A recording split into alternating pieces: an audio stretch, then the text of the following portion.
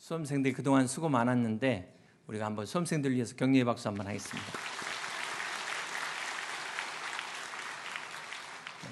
시험이 끝났다고 끝난 게 아닙니다. 이번에 수능 기도회 보니까 우리 권사님들께서 손주 수능 시험을 위해서 나오셔서 기도하시더라고요. 기도에는 끝이 없다는 것을 또 생각해 보게 됩니다. 시험은 끝났지만 진짜 중요한 것은 지금부터라고 생각합니다. 지난주에 기사에 보니까 그 이단 사이비가 고3 수험생을 노린다, 이런 기사 제목이 뜨더라고요. 그동안 이 수능 때문에 우리 자녀들 신앙 양보한 것들 이제는 빨리 회복할 수 있도록 우리 부모님들 자녀들의 영적인 신앙생활에 관심 가져주시고 또 함께 노력해 주시기를 당부드립니다. 또 광고 나가는 것처럼 오늘 저녁 감사주일 예배는 우리 찬양대 연합 찬양으로 하나님께 영광을 올려드립니다. 끝나고 나서는 2025년 성탄트리 점등식이 있습니다. 여러분 꼭 참석하실 거죠? 네, 옆 사람과 오늘 저녁에 뵙겠습니다. 인사하겠습니다. 네. 여러분 지난 한 주 동안 행복하셨습니까? 세계적인 베스트셀러의 저자이며 미국의 유명한 자기계발 연사인 지그 지글러가 이런 말을 했습니다. 나는 감사할 줄 모르면서 행복한 사람을 지금까지 한 번도 보지 못했다라는 말을 했습니다. 인생의 행복은 감사를 찾는 것입니다.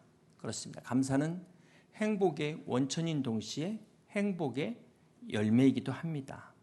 KBS 생로병사의 비밀에서도 행복의 비밀, 감사에 대해서 다룬 적이 있었습니다. UC 버클리의 그레이트 굿 사이언스 센터에서 그 연구한 결과를 소개했는데요. 실제로 이 사진에 보시면 59세의 백혈병 환자가 좋아진 사례를 저렇게 소개하고 있습니다. 매일 약을 복용해야 되는 환자들 경우에는 이 복용 수능도 약의 효과가 감사하는 사람들에게 훨씬 좋아진 그런 결과를 이야기합니다. 이렇게 감사가 좋습니다. 그런데도 우리가 왜 감사하지 못할까요?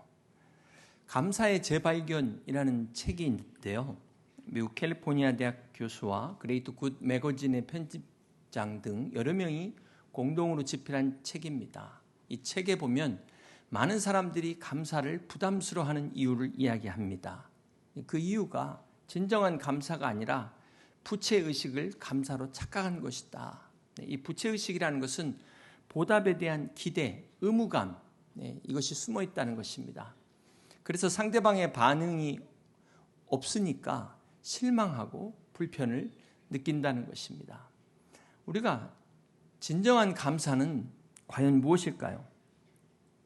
진정한 감사는 사실 이런 대가나 보답을 바라지 않는 순수한 마음이 진정한 감사일 것입니다.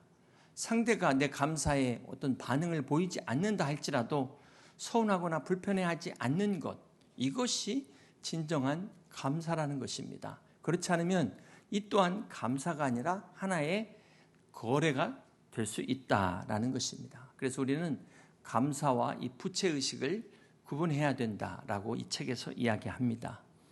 사랑하는 성도 여러분, 여러분은 어떤 감사를 드리고 계십니까?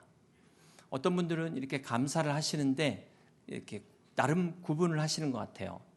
영향력 있는 사람, 나에게 도움이 될 만한 사람, 이런 사람들에게는 적극적인 감사를 표현합니다. 그런 반면 별 이득이 없어 보이는 사람, 그런 사람들에게는 감사한 게 있어도 별로 표현하지 않습니다.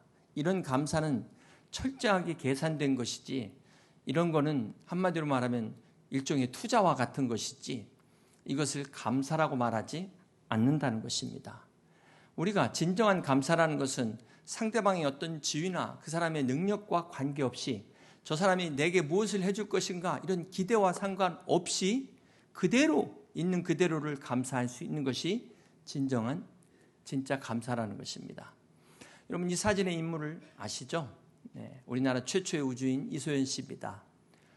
이소연 씨가 YWCA 여성 지도자상에서 수상할 때 시상식에서 이런 이야기를 했습니다. 지구 밖에서 우주선을 타고 지구를 돌면서 하나님이 주신 이 지구가 얼마나 아름다운가를 깨달았다고 합니다. 막상 이렇게 평소에는 몰랐는데 우리가 얼마나 좋은 곳에 살고 있는지를 우주 밖에 나가서야 깨달았다는 것입니다. 이 우주인이 되기 위해서는 얼마나 많은 혹독한 훈련을 받습니까? 어느 것 하나도 공짜가 없다라는 것을 깨달았다고 해요. 우주에서 숨 쉬는 것뿐만 아니라 음식을 먹는다든지 심지어 화장실 가는 것조차 얼마나 어려운지, 그것을 위해서 얼마나 엄청난 막대한 비용을 지불하고 이걸 힘들게 처리해야 되는지를 경험하고서 우리가 평상시 이렇게 사는 게 얼마나 감사한 것인가.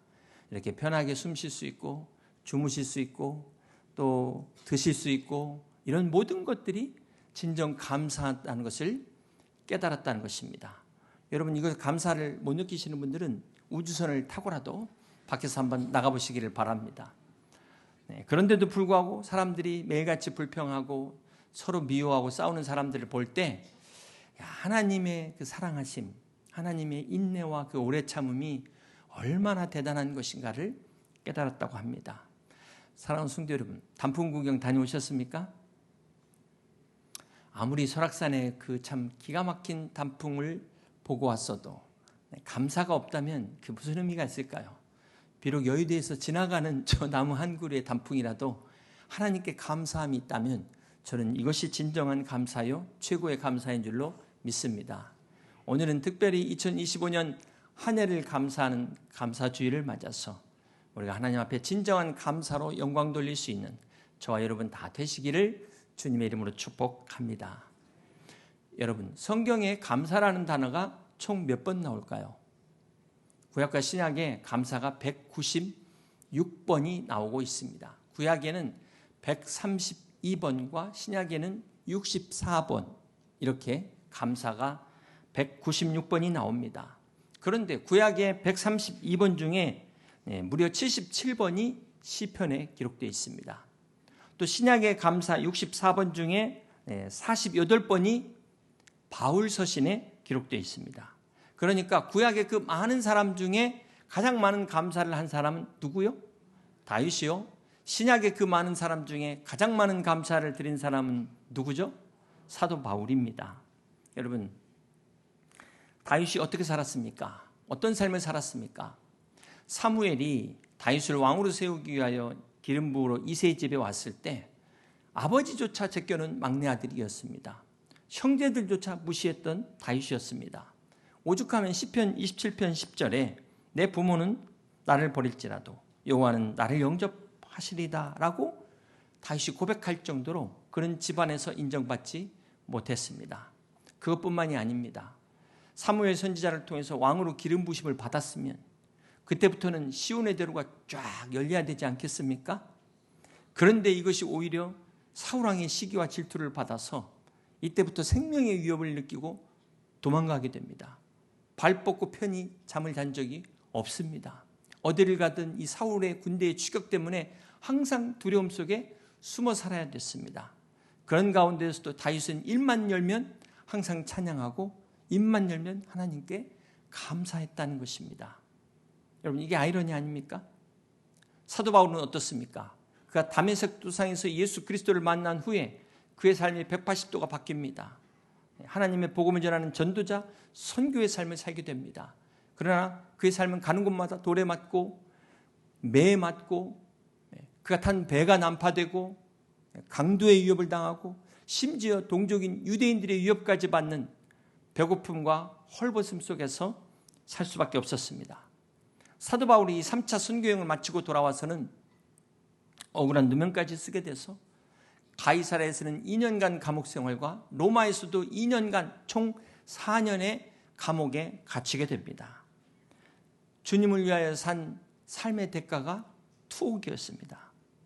결국 이 사도 바울은 마지막 순교로 그의 삶을 마칩니다. 그럼에도 불구하고 이 사도 바울이 13편의 서신을 통해서 초대교회와 초대 성도들에게 전한 말씀이 항상 감사하라는 것이었습니다. 사랑하는 성도 여러분, 이 다윗과 사도 바울의 삶을 통해서 우리가 발견해야 될 진리가 무엇입니까? 진정한 감사는 환경이나 상황을 통해서 나오는 것이 아니라는 것입니다. 이것은 다윗과 사도 바울만이 그런 것이 아닙니다. 다음 사진의 인물이 노벨 평화상을 받은 엘리 비젤이라는 사람입니다. 그는 아우슈비츠 수용소에서 말로 다 할 수 없는 고통을 겪었습니다. 그의 가족, 아버지, 어머니, 누이가 다 산채로 소각장에 태워지는 아주 비참한 그런 광경을 목격할 수밖에 없었습니다. 그런 그가 그 현장에서 있었을 때 그 뒤에서 어느 한 유대인이 낮은 목소리로 하나님 도대체 어디에 계십니까? 라는 탄식의 소리를 들었다고 합니다. 그때 그 엘리비젤의 그 심령 가운데 성령의 음성이 들려왔다고 합니다. 나는 저들이 몸부림치고 있는 저 십자가에서 함께 눈물을 흘리며 함께 매달려 있다 라는 주님의 음성을 들었다고 합니다. 2차 세계대전이 끝나고 이제 미국과 연합군이 아우슈비츠 수용소를 탈환하고 수색했을 때 그 벽에 발견된 글, 하나님 어디 계십니까? 그 밑에 하나님은 여기 계십니다. 그러면서 찬송가에 그 크신 하나님의 사랑, 말로 다 할 수 없는 그 하나님의 놀라운 사랑의 찬송가의 가사가 기록되어 있었다고 합니다. 이처럼 극한 상황 속에서도 엘리비젤은 하나님 내가 살아있음에 감사드립니다. 하나님 내가 인간이기에 감사합니다. 하나님 내가 지금 이 순간 살아있는 것이 은혜입니다. 이렇게 감사했다고 합니다. 사랑하는 성도 여러분, 이 노벨 평화상을 받은 엘리비젤처럼 극한 상황에서도 감사를 잃어버리지 않는 이것이야말로 진정한 신앙의 참 모습이라는 것을 우리는 잊지 말아야 될 것입니다. 사랑하는 성도 여러분, 복음은 두나미스, 여기서 다이나마이트가 나왔어요. 복음은 능력이라는 것입니다. 이 복음의 능력이 우리 앞에 있는 모든 고난과 어려움을 해결하는 것뿐만 아니라 진정한 복음의 능력은 우리 앞에 온 어떤 고난도 우리의 감사를 빼앗을 수 없는 것이 진정한 능력이라는 사실을 잊지 마시기를 바랍니다. 여러분 한번 생각해 보세요. 여기 두 가지 삶의 모습이 있습니다. 한 사람은 형통한 삶을 살고 있습니다. 또 한 사람은 고난 중에 살아가고 있습니다. 여러분 이 두 사람 중에 누가 더 하나님의 뜻대로 살고 있을까요? 누가 더 하나님의 뜻을 찾고 있을까요? 제가 고등학교 때 국민일보 그 역경의 열매라는 간증란이 있는데요. 그것을 꼭 빼놓지 않고 읽었던 기억이 있습니다. 제가 그때 그 많은 사람들 이름은 다 기억할 수 없지만 한 가지 분명한 건 이 하나님을 만난 사람들의 공통점이 있더라고요. 99.9%가 다 고난 가운데 하나님을 만난 사람이었습니다. 그런데 제가 부교육자 때 지금 천국에 계신 우리 이경영 장로님 신방을 갔는데 장로님이 간증하신 내용이 기억이 납니다. 시간상 다 말씀드릴 수는 없지만 그 어려운 가운데서도 어느 날 너무 감사하더라는 거예요. 너무 감사해가지고 이걸 내가 어떻게 할까 그런 가운데 우리 윤단용 권사님 전도를 받고 우리 교회에 나오시게 됐다라는 말씀을 간증을 들었던 기억이 납니다. 사랑하는 성도 여러분, 이런 간증은 극히 드문 간증이에요.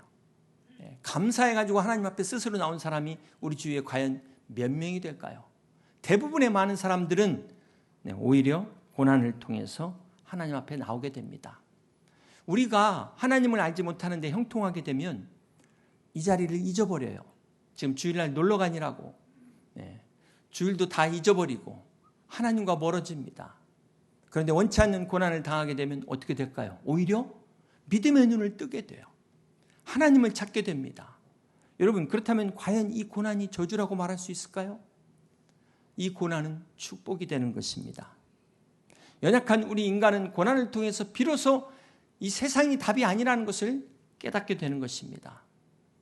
잘 나가던 우리가 이 질병이라는 것, 내 육신의 연약함을 통해서 육신에 한계가 있다는 걸 깨닫는 것은 축복입니다. 그래서 주님 앞에 나오게 되는 것은 은혜인 것입니다. 우리가 이 고난을 통과하면서 더 이상 내가 이 세상에 의지할 바가 아니구나. 물질이 다가 아니구나. 내 건강 끝까지 믿을 수 없는 것이구나. 이거를 깨닫는 것이 오히려 은혜라는 것입니다. 그래서 시편 기자가 고난 가운데 주의 율례를 배웠다고 고백하고 있는 것입니다. 사랑하는 성도 여러분, 신앙은 농사를 짓는 것과 같습니다. 먼저 고난으로 흙을 파내고 모든 정욕의 욕심의 돌들을 다 걷어낸 후에 가난해진 마음의 밭을 준비하는 것입니다. 그리고 그 밭에 약속과 소망의 씨앗을 심고 이제 내 자신을 죽이는 그 십자가로 이 씨앗을 꼭 밟아 다집니다. 그리고 인내와 오래 참음이라는 물을 주면서 기다림이라는 햇빛을 통해 마침내 감사의 열매를 맺는 과정이 우리의 믿음의 여정입니다. 사랑하는 성도 여러분, 세계를 정복했던 나폴레옹, 그는 이런 말을 했어요. 내가 진정으로 행복했던 날은 단 일주일도 되지 않는다. 그런데 여러분 잘 아시는 헬렌 켈러, 3중 장애를 가지고 있었습니다. 그런 헬렌 켈러는 내가 행복하지 않았던 날은 단 하루도 없었다고 고백합니다. 그렇습니다. 사랑하는 성도 여러분, 환경이 바뀐다고 감사하는 게 아니라는 것입니다. 감사는 마음의 문제입니다. 감사는 내가 가진 것을 세는 것이 아니라, 내가 받은 것을 세는 것이 아니라 주님의 은혜를 바라보는 것, 주님의 은혜를 세는 것이 감사입니다. 옛날 시골에 신앙심이 아주 깊은 할머니가 계셨습니다. 그때마다 이 할머니가 아주 큰 소리로 기도하셨는데요. 시골집이다 보니까 옆집에 사는 할아버지 집에 다 들리는 거예요. 이 할아버지는 무신론 자입니다. 하나님 어디 있냐고 하면서 막 이 할머니에게 시비를 거는 그런 사람이었습니다. 이 할머니에게 이 할아버지는 한마디로 사탄과도 같은 존재였습니다. 그러던 어느 날 가난한 할머니가 먹을 것을 위해, 일용할 양식을 위해 또 평소와 같이 기도를 했습니다. 옆집 할아버지가 그 기도 소리를 듣더니만 자기가 먹을 것을 담아서 몰래 살짝 문 앞에 둔 겁니다. 이 음식 냄새가 나서 나와보니까 할머니가 이것을 발견하고 하나님 감사합니다 라고 또 막 소리를 치니까 이 할아버지가 빈정대면서 기다렸다는 듯이 이것 봐 할멈, 내가 갖다 놓은 거야. 내가. 하나님 어디 있어? 그러니까 이 할머니가 하나님 사탄을 통해서도 응답해 주시니 감사합니다 그러더랍니다. 사랑하는 성도 여러분, 감사는 믿음입니다. 감사는 상황이, 환경이 아닙니다. 그럴 때도 우리가 감사하지 못하는 이유가 무엇일까요? 디모데후서 3장 1절입니다. 너는 이것을 알라. 말세에 고통하는 때가 이르러 사람들이 자기를 사랑하며 돈을 사랑하며 자랑하며 교만하며 비방하며 부모를 거역하며 감사하지 아니하며. 여기 디모데후서의 말세의 징조 중에 첫 번째가 사람들이 다 자기만을 사랑한다는 것입니다. 그러면서 결과적으로 나타나는 특징 중에 하나가 감사를 잃어버린 것이 말세의 특징이라고 이야기합니다. 여러분, 내가 원하는 게 돼가지고 감사하는 것은 불교에서도 해요. 미신을 믿는 사람들도 합니다. 우리가 그걸 감사라고 말하지 않아요. 성경에 범사에 감사하라. 참 귀에 못이 박히도록 듣다 보는데 막상 그렇게 살고 계십니까? 그러다 보니까 억지로라도 뭐 감사해야지. 나보다 어려운 사람을 보면서라도 스스로 위안을 받고 이런 식으로 감사하고 있지는 않으십니까? 오늘 진정한 감사는 이런 감사가 아니라는 것입니다. 그렇다면 우리가 어떻게 감사할 수 있을까요? 골로새서 오늘 본문 2장 6절입니다. 그러므로 너희가 그리스도 예수를 주로 받았으니 그 안에서 행하되 그 안에 뿌리를 박으며 샘물마다 교훈을 받은 대로 믿음에 굳게 서서 감사함을 넘치게 하라. 우리에게 감사가 넘치기 위해서 무엇이 필요합니까? 믿음에 굳게 서서 감사함을 넘치게 하라. 먼저 믿음에 굳게 서는 것이 필요합니다. 그렇습니다. 우리 안에 감사가 넘치기 위해서 필요한 게 감사의 내용도 아니고 감사해야 될 이유도 아닙니다. 감사가 우리 삶에 넘치도록 하기 위해서는 먼저 하나님 안에서 그리스도와 바른 관계를 세우는 것, 이것이 첫 번째 조건입니다. 사랑하는 성도 여러분, 우리 주님께서 행하신 많은 기적들 중에 사복음서에 다 기록된 것이 그리 많지 않습니다. 그 중에 대표적인 것이 바로 오병이어의 기적입니다. 성경에 보면 이 오병이어의 기적이 2번 나오는데요. 첫 번째는 마태복음 14장에 빵 5개와 물고기 2마리로 5,000명을 먹이신 사건과, 두 번째는 마태복음 15장에 빵 7개와 물고기로 4,000명을 먹이신 사건, 이렇게 오병이어, 칠병이어 사건 2번만이 기록되어 있습니다. 우선 우리가 한번 생각해 볼 때, 예수님은 언제든지 돈 한 푼 들이지 않고 이 놀라운 기적을 행하실 수 있는 분인데 왜 2번만 이런 기적을 행하셨을까요? 이 당시는 지금과 다르잖아요. 먹을 게 부족했습니다. 배고픈 사람들이 너무 많았습니다. 그렇기 때문에 주님이 모일 때마다 얼마든지 이 오병이어의 기적을 행하실 수 있는데 그렇게 안 하셨다는 거예요. 저라면은 모일 때마다 하루에 3번씩 무한 리필 오병이어의 기적을 계속했을 텐데 이 당시에 뭐 주변에 식당도 없고 먹을 거 구하기도 그렇게 힘든데 왜 주님은 2번만 하셨을까? 여러분 이런 생각 안 해보셨어요? 제가 이번에도 연구월에 여러 교회를 방문했습니다. 지금까지 제가 이 방문한 교회들 중에서 우리 교회 규모에서 식당을 무료로 운영하는 교회는 우리 교회밖에 없더라고요. 네. 여러분 믿으십니까? 네. 감사하십니까? 네. 오늘 식당에 내려가셔서 불평하지 마시고 감사함으로 잘 드시길 바랍니다. 네. 우리 교회 예결위원회가 이제 내년도 예산 수립을 위해서 또 수고를 하고 계시는데요. 말씀드리는 김에 제가 한번 물어봤어요. 네, 우리 교회 내년에 식당 운영하는 비용이 4억이 넘고 각 부서들의 식비와 간식비를 합치면 6억이 넘습니다. 네, 그래도 부족한 현실이에요. 네, 여러분 혹 뭐 말씀드린 김에 내년도 예산이 깎여가지고 서운해한 그런 부서가 있다면 널리 양해해 주시길 바랍니다. 제가 이렇게 들어보니까 지금 있는데 안 주는 게 아니에요. 없어서 못 주는 겁니다. 여러 가지 교회 예산을 배분하다 보니까. 그런데 오병이어의 기적을 행하신 주님은 얼마든지 이것과 상관없이 수백 번 이 기적을 행하실 수 있는데 안 하셨어요. 솔직히 우리는 지금 밥 못 먹는 분 안 계시잖아요. 근데 이 당시는 진짜 하루 한 끼도 못 먹는 사람들이 얼마나 많았습니까? 그런데도 주님은 왜 안 하셨을까? 이게 중요해요. 이게 중요해요. 여기에 주님의 뜻이 있어요. 단순히 주님이 우리의 육신의 배만을 채우시기 위해서 오신 게 아니라는 겁니다. 여기에 그 이상의 바로 영적인 의미가 있음을 깨달으라고 가르쳐 주시기 위해서 주님이 이 놀라운 기적을 그렇게 많이 행하실 수 있음에도 불구하고 2번만 행하셨다는 것을 우리는 기억해야 될 것입니다. 사랑하는 성도 여러분, 오병이어 사건이 일어난 다음 날 요한복음 6장 26절입니다. 주님께서 이렇게 말씀하셨어요. 예수께서 대답하여 이르시되 내가 진실로 진실로 너희에게 이르노니 너희가 나를 찾는 것은 표적을 본 까닭이 아니요 떡을 먹고 배부른 까닭이로다. 주님이 지금 책망하신 이유가, 이들이 주님을 찾은 이유가 배부른 것 때문이라는 것입니다. 진짜 이 표적을 행하신 주님이 누군가에는 관심이 없었다는 거예요. 사랑하는 성도 여러분, 오병이어는 이 떡 자체가 목적이 되어서는 안 된다는 것입니다. 오늘 우리가 신앙생활할 때 기적이 우리 신앙의 목표가 되어서는 안 된다는 것입니다. 그렇다고 해서 우리가 기적을 부인하는 게 아니에요.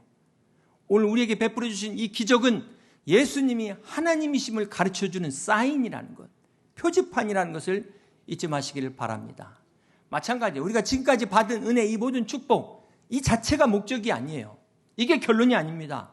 지금까지 여러분이 받은, 응답받은 모든 축복들, 그게 무엇을 가리킨다고요? 하나님 살아계셨기에 그게 가능했다는 것입니다. 하나님의 살아계심을 우리에게 가르쳐주는 표지판이라는 사실을 잊지 마시기를 바랍니다. 그러므로 우리가 드려야 될 진정한 감사는 생명의 떡으로 오신 그 예수님 자체를 감사할 수 있는 여러분 되시기를 주님의 이름으로 축복합니다. 이것이 진정한 오병이어 기적의 참 의미입니다. 재밌는 것은 요한복음 6장 66절에 보면은 그때부터 그의 제자 중에서 많은 사람이 떠나가고 다시 그와 함께 다니지 아니하더라. 그때가 언제입니까? 주님께서 바로 이것을 말씀하신 때예요. 내가 생명의 떡으로 왔다는 것을 말씀하시자 세상의 떡을 기대했던 제자들은 다 떠났어요. 사랑하는 성도 여러분, 혹 교회 올 때마다 먹는 거 찾으시는 분 계십니까? 먹는 거 기대하고 오시는 분 있습니까? 오늘은 무엇을 먹을 것인가? 2차, 3차는 어디로 갈 것인가? 세상의 떡을 기대하고 세상의 콩콩물을 기대하고 오는 사람은 언젠가는 떠난다. 반드시 떠난다는 거예요. 결국 주님은 다른 제자들에게도 요한복음 6장 27절에 너희도 가려느냐? 너도 갈래? 이렇게 말씀하셨어요. 사랑하는 성도 여러분, 세상의 떡을 구하는 사람들은 주님을 버립니다. 그들에게 주님은 버림을 받으셨습니다. 사랑하는 성도 여러분, 세상의 조건과 환경을 보며 감사하는 사람은 그 조건이 사라지면 감사도 사라집니다. 그렇다면 진짜 감사는 무엇일까요? 진짜 감사는 언제 드리는 걸까요?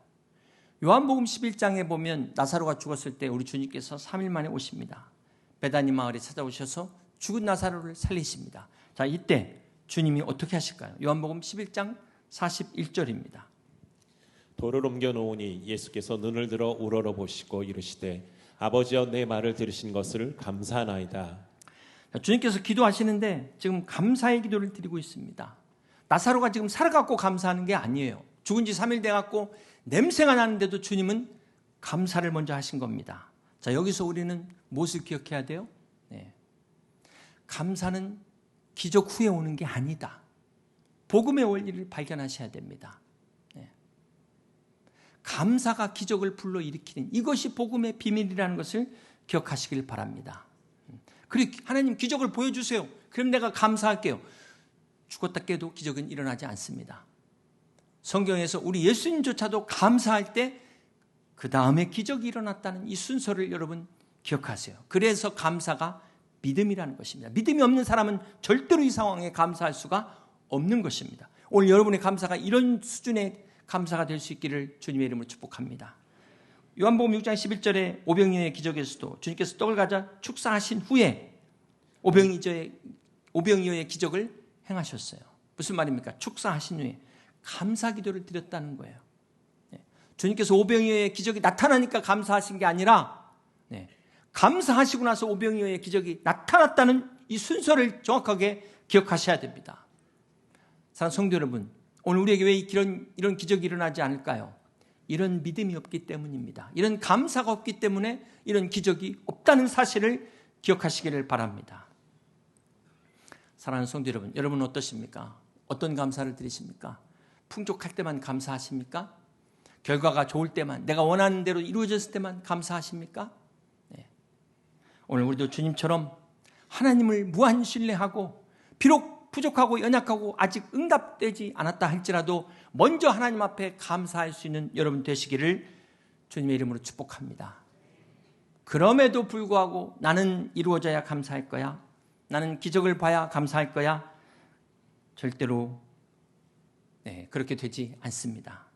그런다고 감사하지 않습니다. 성경은 감사가 기적을 만든다고 말씀합니다. 기적의 근원이 바로 감사에 있음을, 감사의 믿음에 있음을 말씀하고 있습니다. 사랑하는 성도 여러분, 누구도 예상하지 못했던 이 기적을 만드는 키가 어디 있어요? 감사에 있다는 거예요. 믿음에 감사에 있다는 것입니다. 이렇게 정말 믿음 안에서 진정으로 감사하는 사람은 또 다른 감사를 낳습니다. 진정한 감사가 또 다른 감사를 낳는 기적의 역사가 일어나는 것입니다. 오늘 저 여러분에게 이런 은혜가 있으시길, 이런 축복이 있으시기를 주님의 이름으로 간절히 축원합니다. 이제 말씀을 정리합니다. 사랑하는 성도 여러분, 올해 2025년 우리가 감사주일을 맞아 여러분 어떤 감사 예배를 드리시기를 원하십니까? 혹 지금까지 일용할 양식에만 감사하십니까? 아니면 건강과 물질에만 감사하십니까? 만약 우리가 항상 기뻐하고 범사에 감사할 조건을 나에게서만 찾는다고 하면 그 사람은 절대로 감사할 수 없을 것입니다. 그러나 우리가 감사할 근거를 우리에게 무한한 은혜를 주시는 하나님, 긍휼과 자비가 풍성하신 그 하나님, 우리를 위하여 자기 아들을 아끼지 아니하시고 십자가에 다 내어주신 그 하나님께 우리의 믿음의 근거를 둔다면 우리는 오늘 우리의 상황과 환경과 처지에 관계없이 감사할 수 있습니다. 나의 평생의 선하심과 인자하심이 정녕 나를 따를 것을 우리가 신뢰한다면 우리는 오늘 우리 어떤 형편에도 우리는 감사할 수 있음을 기억하시기를 바랍니다. 그렇습니다. 그러므로 비록 내 삶이 어렵고 힘든 환경일지라도 지금도 변함없이 나를 사랑하시는 그 하나님 앞에 조건 없이 감사할 수 있는 여러분 다 되시기를 주님의 이름으로 축복합니다. 이번 감사절 우리에게 감사가 하나님 주신 선물에만 머물지 않고 이 선물을 주신 하나님께 감사할 수 있는 복된 감사가 되시기를 축복합니다. 이번 감사절 우리의 감사가 이 땅의 떡만이 아닌 하늘의 떡이신 생명의 떡이신 우리 예수님께 감사할 수 있는 여러분 되시기를 주님의 이름으로 축복합니다. 이번 감사가 우리의 감사가 일시적인 한시적인 축복에만 머무는 감사가 아니라 영원한 생명, 영원한 행복을 주신 영원한 은혜에 감사할 수 있는 여러분 되시기를 주님의 이름으로 축복합니다. 사랑하는 성도 여러분, 2025년도 어느덧 한 달 반밖에 남지 않았습니다. 지금까지 살아온 이 인생에 오늘 감사하지 못한다면 앞으로 남은 시간 역시 감사할 수 없을 것입니다. 감사는 믿음이며 감사는 습관입니다. 감사는 결코 감정이 아닙니다. 감사는 우리가 날마다 훈련해야 될 믿음의 자세입니다. 여러분, 비타민 잘 챙겨 드십니까? 종합 비타민 잘 챙겨 드시고, 비타민 C 어떤 분들은 메가도스 하시고, 비타민 C 뭐 여러 가지 다양하게 막 뭐 챙기시는데, 비타민 L 잘 챙겨 드시고 계십니까? 비타민 G, 사랑의 비타민, 그래티튜드, 감사의 비타민, 매일매일 섭취하셔서 육적인 건강만 아니라 영적인 건강도 잘 챙기실 수 있기를 주님의 이름으로 축복합니다. 그래서 날마다 주님과 함께 하나님의 신실하심과 변치 않는 하나님의 은혜와 사랑과 자비와 긍휼 안에서 항상 기뻐하고 범사에 감사하는 우리 여의도 침례교회 모든 성도들 다 되시기를 우리 주님의 이름으로 간절히 축원합니다.